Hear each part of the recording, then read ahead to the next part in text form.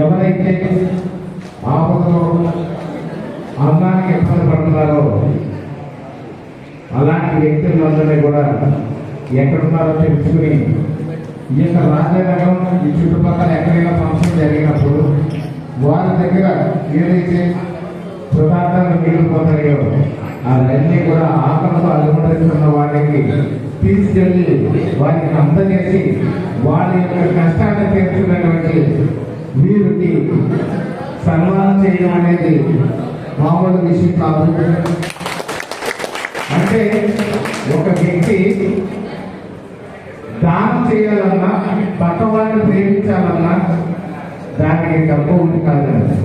డబ్బు కంటే కూడా ముందు మనసు ఉండాలి అనేది నిరూపించుకున్నటువంటి మీకు హృదయపూర్వక ధన్యవాదాలు.